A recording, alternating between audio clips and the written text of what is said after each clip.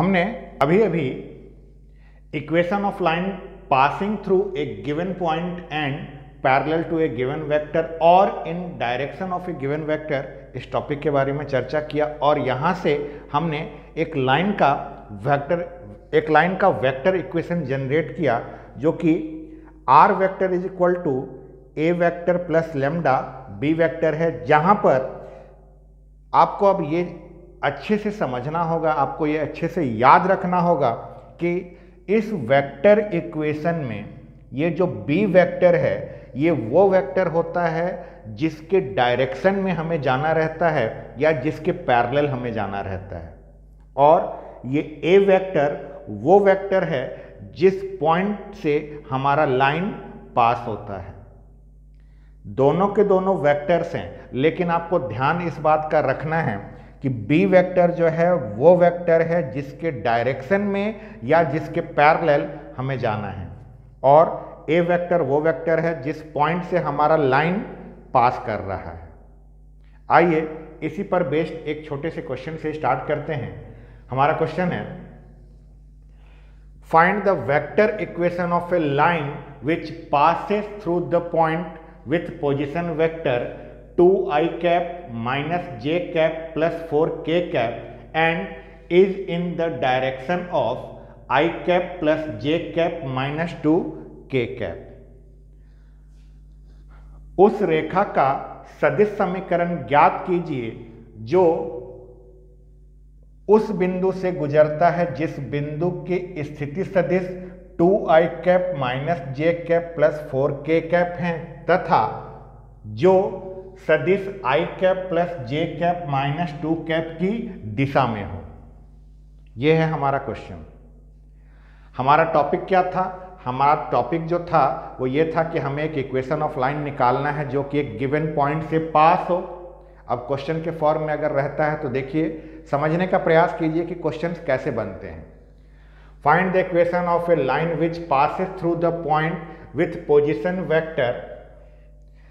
ये जो पॉइंट है ये हमारे पॉइंट का पोजीशन वेक्टर है, और ये हमारा वो गिवन पॉइंट है, ये हमारा वो गिवन पॉइंट है। आइए, हमारा वेक्टर इक्वेशन ऑफ लाइन ये होता है। लाइन के इस वेक्टर इक्वेशन में ये जो ए वेक्टर है ये और कुछ नहीं, ये उस पॉइंट का पोजीशन वेक्टर है जिस पॉइंट से हमारा लाइन पास हो रहा हो। यानी ये जो पॉइंट है जिस पॉइंट से हमारा लाइन पास हो रहा है ये और कुछ नहीं, ए वेक्टर है, and is in the direction of I cap plus j cap minus 2k cap. ये बी वेक्टर जो होता है ये तो वो वेक्टर होता है ना जिसके डायरेक्शन में हमें जाना रहता है या जिसके पैरेलल हमें जाना रहता है। यानी हमारे क्वेश्चन में जो ये वाला वेक्टर है ये और कोई नहीं, बी वेक्टर है। हमें क्वेश्चन में ये दोनों चीजें दी गई रहती हैं, बस वो लैंग्वेज पढ़ के हमको समझना रहता है कि किसको हमें ए वेक्टर बोलना है और किसे हमें बी वेक्टर बोलना है। दोनों को अगर आप समझ गए, बस आप इस इक्वेशन में ए और बी की वैल्यू को पुट कर दीजिए, बाकी आपको कुछ नहीं करना है। कुछ नहीं मतलब कुछ भी नहीं, बस इसकी वैल्यू को पुट कर देना है, आपका वेक्टर इक्वेशन लाइन का बन जाएगा। यहां पर ध्यान रखिए, 11th क्लास में जब हम लोग लाइन का इक्वेशन बनाते थे, 11th क्लास की बात कर रहा हूं, 11th क्लास में जब हमने स्ट्रेट लाइन चैप्टर पढ़ा है तो स्ट्रेट लाइन में हमने क्या देखा है? Linear equation in two variable. Linear equation in two variable, दो चरों का रैखिक समीकरण में कोई भी इक्वेशन लिखा जाए तो वो अपने आप में एक स्ट्रेट लाइन को रिप्रेजेंट करता है। यानी कल के डेट में x plus 2y is equal to 7, अगर इस तरह से मैं एक इक्वेशन लिख दूं तो ये इक्वेशन जो है एक सरल रेखा का इक्वेशन है, ये एक स्ट्रेट लाइन का इक्वेशन है। लेकिन दिक्कत ये है कि ये 2D में है और हम जो बात कर रहे हैं वो 3D की कर रहे हैं। तो 3D में वेक्टर फॉर्म में जब भी लाइन देखने को मिलेगा ना, वो आपको हमेशा अब ऐसे देखने को मिलेगा। तो अब 3D में लाइन को आप इस नज़रिए से देखने की आदत डालिए।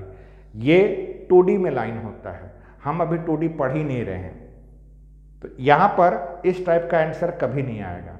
जब भी आपका आंसर आएगा इस टाइप का आएगा, वेक्टर फॉर्म में। चलिए पहले क्वेश्चन को सॉल्व करते हैं।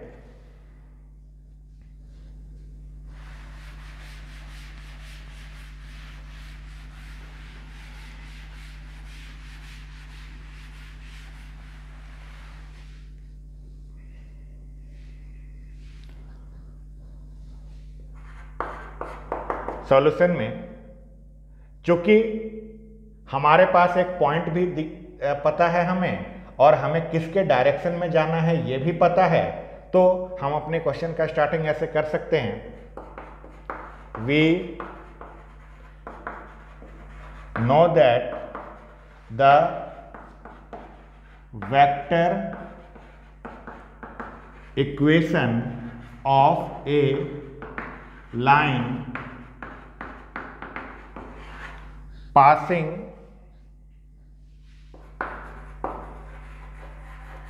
through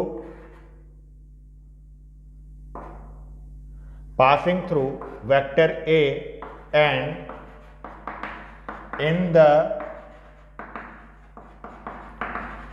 direction of vector B is given by R vector is equal to A vector plus lambda B vector।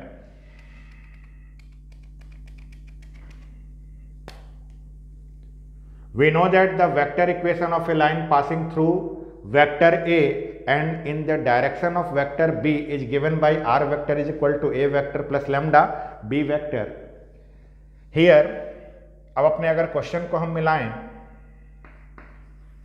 here A vector is equal to 2i cap minus j cap plus 4 k cap and B vector is equal to I cap plus j cap minus का 2 k cap। इस point से हमारा line पास हो रहा है और इसके direction में है, बस इन दोनों की वैल्यूज को यहां पुट कर देंगे। हेंस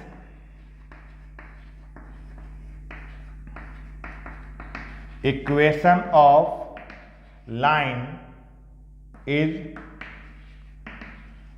गिवन बाय, क्या होगा इक्वेशन लाइन का? लाइन का इक्वेशन होगा R vector is equal to A vector की जगह पर 2i कैप माइनस का j cap plus 4 k cap plus lambda times bracket में i cap plus j cap minus का 2 k कैप। यही हो गया हमारा फाइनल आंसर। ये फाइनल आंसर है, इसे और आगे सॉल्व करने की बिल्कुल भी ज़रूरत नहीं है। ये नहीं कि आप लेमडा का मल्टीप्लाई कर रहे हैं फिर आई वाले को जोड़ रहे हैं जे वाले को जोड़ रहे हैं, कि ये सब कुछ करने की ज़रूरत नहीं। ये आपका फाइनल आंसर हो गया। लाइन को 3D के वेक्टर फॉर्म में ऐसे ही रिप्रेजेंट किया जाता है, इसको आगे सॉल्व करने की बिल्कुल भी ज़रूरत नहीं है। हाँ, अब क्वेश्चन को ज़रा ध्यान से समझिएगा।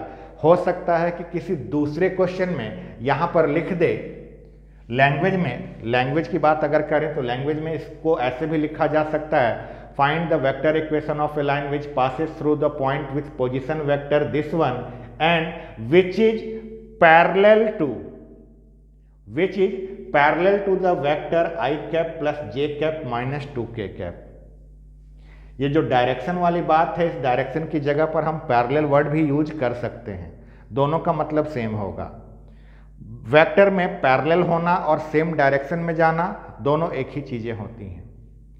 अगर हिंदी में देखना है तो हिंदी में जो ये सब लिखा हुआ है वो ये है, हम जानते हैं कि सदिश A से गुजरने वाली तथा सदिश B की दिशा में जाने वाली रेखा का सदिश समीकरण R vector is equal to A vector plus lambda B vector है, जहां A वेक्टर बराबर ये और B वेक्टर बराबर ये। अतः अभीष्ट रेखा का सदिश समीकरण इज इक्वल टू ये है हिंदी में। ये है हमारा एक पॉइंट से पास होने वाला और एक वेक्टर के डायरेक्शन में जाने वाले लाइन का वेक्टर इक्वेशन।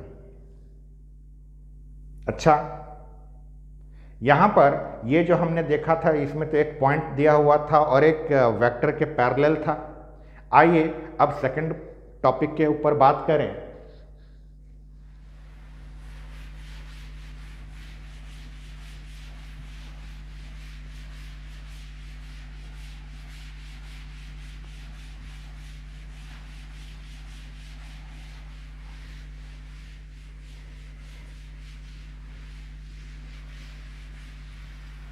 सेकंड टॉपिक जो है वेक्टर फॉर्म में ही, वो है हमारा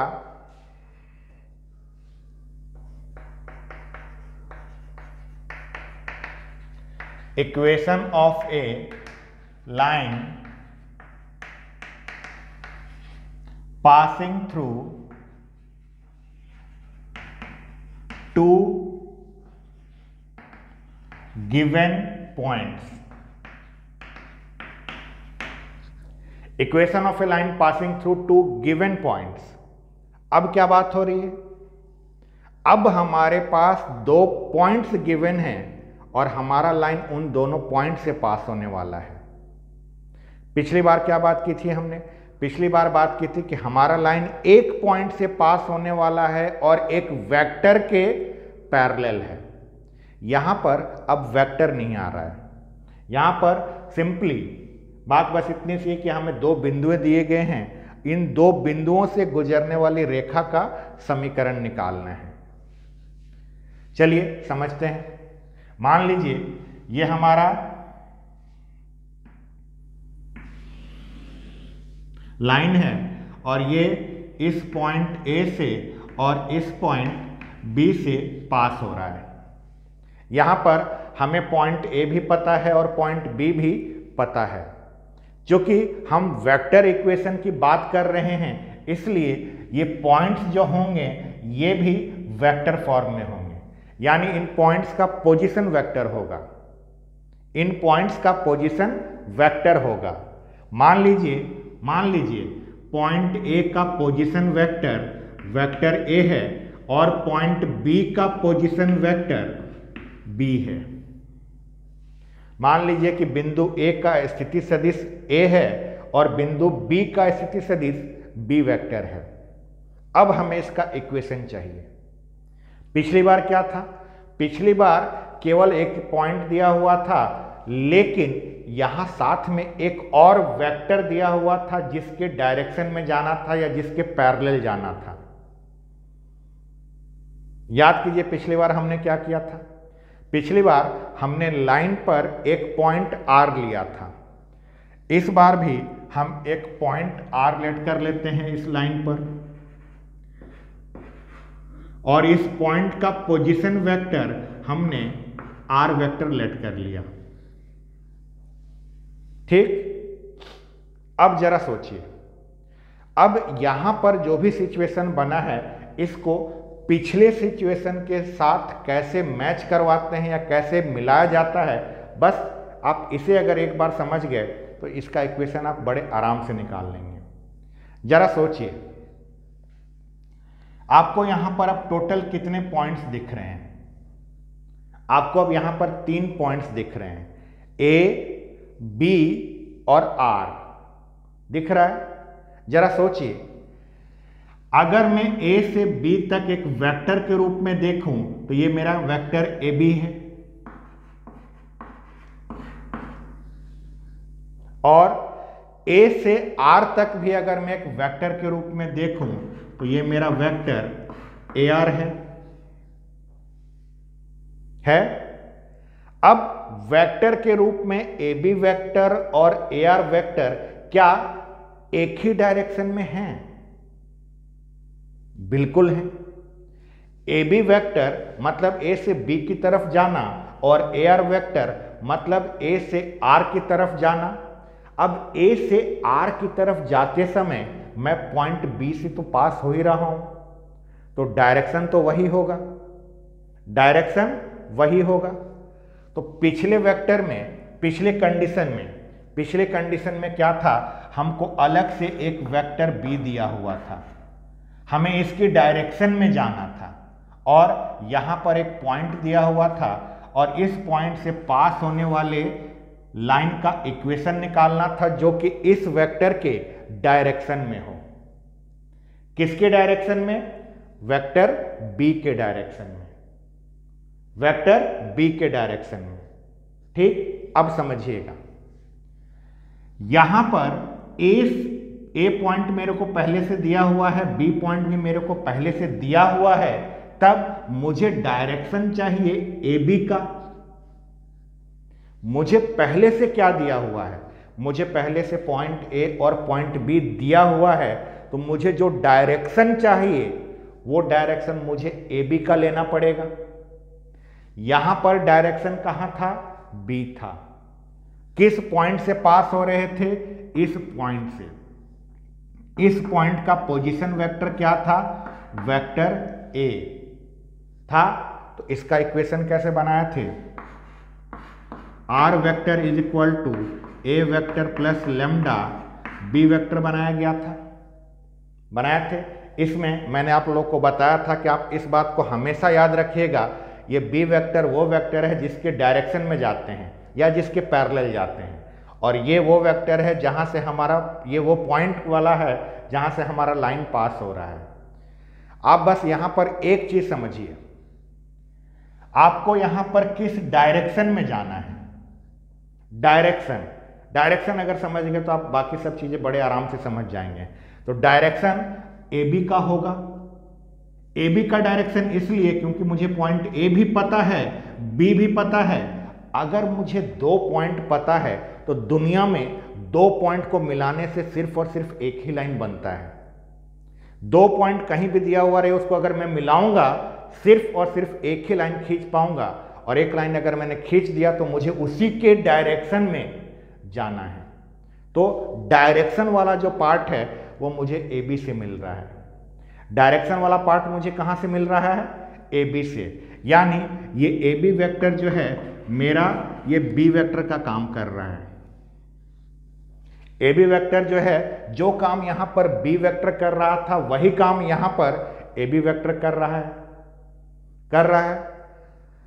मेन मुझे यह समझना था कि मैं किसकी डायरेक्शन में जा रहा हूं। डायरेक्शन मेरे को ए बी का लेना था। अब आ जाइए, अगर मैं अब इक्वेशन बनाने जाऊं तब इसको, इससे कैसे इक्वेशन बनाया जाता है जरा ये समझिए। यहां पर ए बी भी एक वेक्टर है, ए आर भी एक वेक्टर है। क्या ये दोनों पैरेलल वेक्टर हैं? बिल्कुल हैं। अगर ये दोनों पैरेलल वेक्टर हैं तो ए आर वेक्टर को मैं lambda times A B vector लिख सकता हूं। ए आर वेक्टर को मैं lambda times A B vector लिख सकता हूं, क्योंकि दोनों एक दूसरे के पैरेलल हैं। वेक्टर के फॉर्म में पैरेलल ऐसे ही बताते हैं। अच्छा, अगर ए आर वेक्टर है तो ए आर वेक्टर का मतलब क्या होगा? ए आर वेक्टर का मतलब होगा position vector of R minus position vector of A, और इज इक्वल टू में लेमडा हमारा वैसे ही है। ये ए बी वेक्टर का मतलब क्या होगा? ए बी वेक्टर का मतलब होगा position vector of B minus position vector of A होगा। अब आइए, position vector of R. R का पोजीशन वेक्टर क्या है? आर का पोजीशन वेक्टर है हमारा R vector minus position vector of A. A का पोजीशन वेक्टर क्या है? वेक्टर ए है, is equal to lambda times position vector of B क्या है? ये है हमारा B vector minus position vector of A है हमारा वेक्टर ए। अब करना कुछ नहीं है, इस माइनस ए वेक्टर को उधर शिफ्ट कर दीजिए तो आपके पास यहां पर आएगा R vector is equal to A vector plus lambda B vector minus A vector, और यही है आपका equation of line passing through two given points. यही है आपका equation of line passing through two given points का वेक्टर फॉर्म। वेक्टर फॉर्म है ये। इसमें दो चीज़ों के साथ छेड़छाड़ मत करिएगा। कौन सी दो चीज़ें? आर वेक्टर और लेमडा के साथ। आर वेक्टर को आर ही वेक्टर रखिएगा, लेमडा को लेमडा ही रखिएगा। आप सोचेंगे कि बात तो हो रही थी दो वेक्टर अगर एक दूसरे के पैरेलल होते हैं तब वहाँ पर हम कांस्टेंट कोई सा भी यूज कर सकते हैं। कांस्टेंट आप कोई सा भी यूज कर सकते हैं। आप कांस्टेंट के लगा लीजिए, एम लगा लीजिए, म्यू लगा लीजिए, कुछ भी लगा लीजिए, कोई दिक्कत नहीं है। लेकिन कल के डेट में बात दरअसल ये है कि लैम्डा को हमने एक स्टैंडर्ड यूनिट की तरह ले लिया है। अब आप किसी भी बुक में चले जाएं, किसी भी बुक में, वहाँ पर कांस्टेंट के रूप में हम लोगों ने एक स्टैंडर्ड बना दिया है कि साहब हम लैम्डा को ही कांस्टेंट बोल सकते हैं।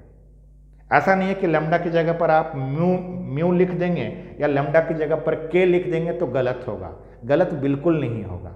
हाँ, लेकिन ये है अगर आप अपने दोस्तों से भी बात कर रहे होंगे और आप बता रहे होंगे कि हमारा लाइन का इक्वेशन ये आया है, तो उसमें अगर आपने के बोल दिया, सामने वाला बोलेगा के कहाँ से आ गया, हम तो लैम्डा पढ़ें। तो लैम्डा को एज ए स्टैंडर्ड बनाया गया है, हमने उसी को स्टैंडर्ड बना के चल दिए ताकि कल के डेट में जब आप क्वेश्चंस वगैरह देखें, बुक को अपने देखें, आपके मन में कोई कन्फ्यूजन ना हो। हाँ, लेकिन इसका मतलब ये नहीं कि लैम्डा की जगह पर हम किसी दूसरे कांस्टेंट को नहीं ले सकते, बिल्कुल ले सकते हैं। साथ ही साथ बच्चों को बहुत बार ये डाउट भी आता है, जब हमें दो पॉइंट्स गिवन हैं, बात समझिएगा, जब हमारे पास दो पॉइंट्स गिवन हैं तब हमने यहां पर ए वेक्टर को ही क्यों लिया था? हम यहां पर बी वेक्टर नहीं ले सकते थे क्या?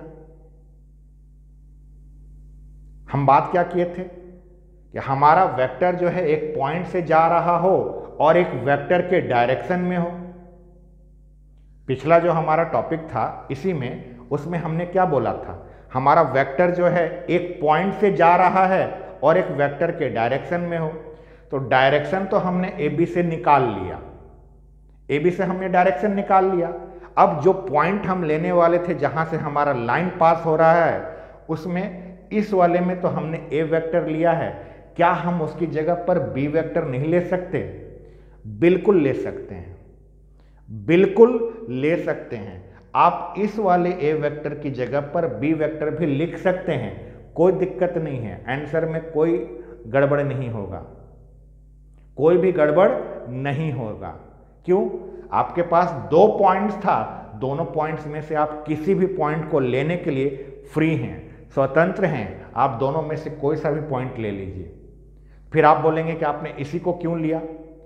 फिर यहाँ पर मैं बात करूँगा अपने स्टैंडर्ड फॉर्म की।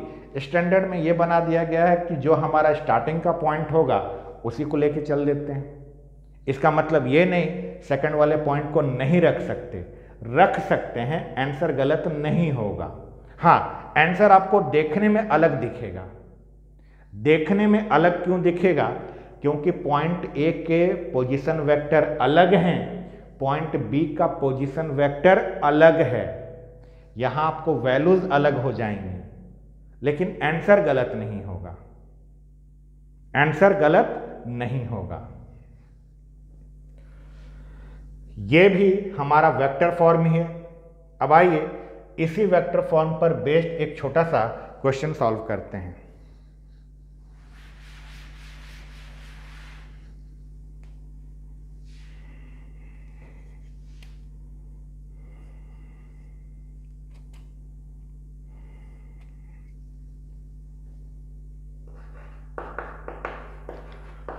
Find the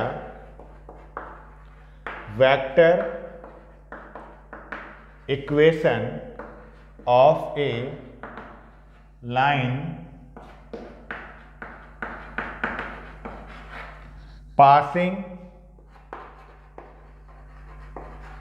through a 3, 4, -7 and b 1, -1, 6. Find the vector equation of a line passing through A and B. A के कोऑर्डिनेट्स हैं, B के कोऑर्डिनेट्स हैं। अब अगर हमें दो पॉइंट्स दिए हैं और दोनों पॉइंट्स कोऑर्डिनेट के फॉर्म में हैं, दोनों पॉइंट्स निर्देशांक के रूप में हैं, तो इससे उसको वेक्टर फॉर्म में आप चेंज कर लीजिए। बात हम कर रहे हैं वेक्टर का, हमको चाहिए भी वेक्टर इक्वेशन, लेकिन पॉइंट्स जो दिए गए हैं वो कार्टेशियन फॉर्म में दिए गए हैं। कार्टेशियन फॉर्म मतलब एक्स वाई जेड के फॉर्म में। और वेक्टर कब होता है? Vector i cap J cap के कैप लगेगा तब होगा। तो सिंपली ये पॉइंट को वेक्टर फॉर्म में चेंज करने के लिए इसमें आई कैप लगा देंगे, इसमें जे कैप और इसमें के कैप। यही काम इसमें भी करेंगे।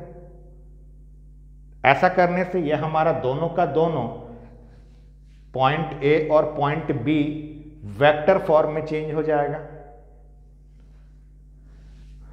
तो इसके लिए सॉल्यूशन में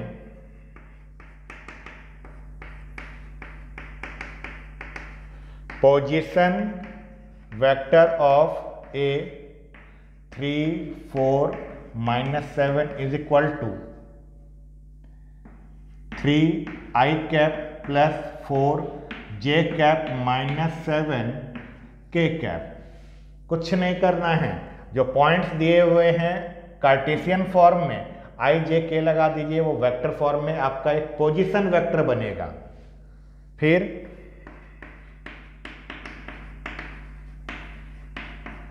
position vector of point B B1 -1 6, ये हमारा बनेगा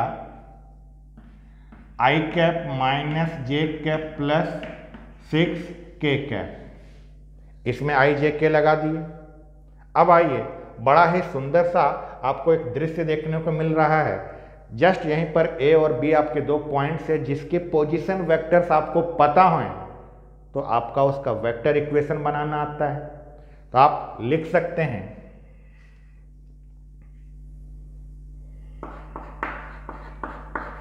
vector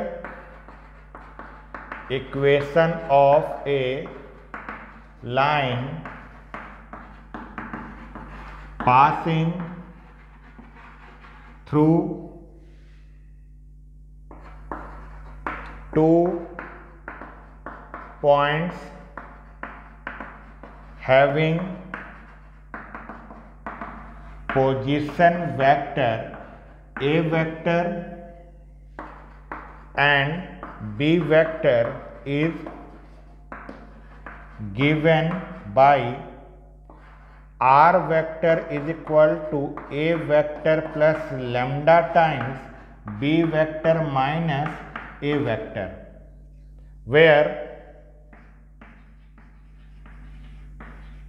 A vector is equal to, A vector हमारा क्या है 3 i cap plus 4 j cap minus 7 k cap, and B vector हमारा क्या है, B वेक्टर है हमारा i cap minus J cap plus का 6 k कैप। बस इन दोनों की वैल्यूज को यहाँ पर पुट कर दीजिए। पुट करने के बाद आपको ये वाला इलाका सॉल्व करना है, बाकी कहीं कोई छेड़छाड़ नहीं, कोई भी सॉल्व नहीं।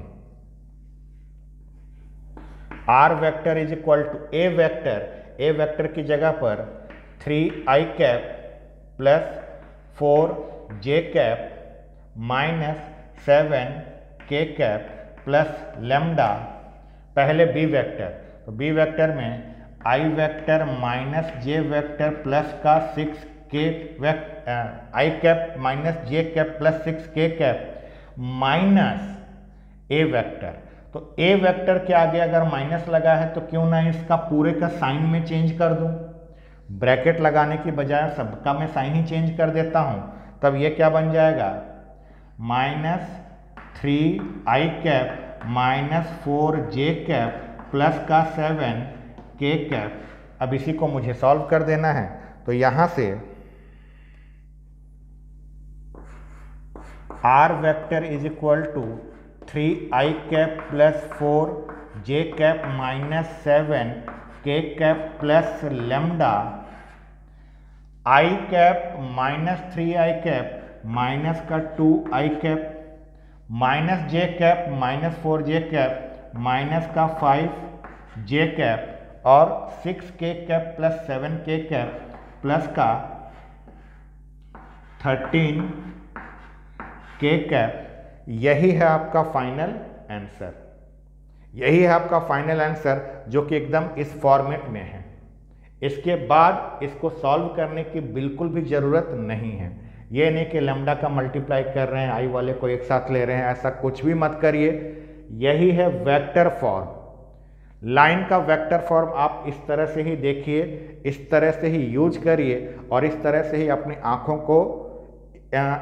को इस तरह से ट्रेन करिए कि जब भी वो 3D चैप्टर में ऐसा देखें, तुरंत आपके मस्तिष्क को, तुरंत आपके माइंड को ये इन्फॉर्मेशन भेज दें, भाई साहब ये और कुछ नहीं लाइन का वेक्टर फॉर्म है, बस।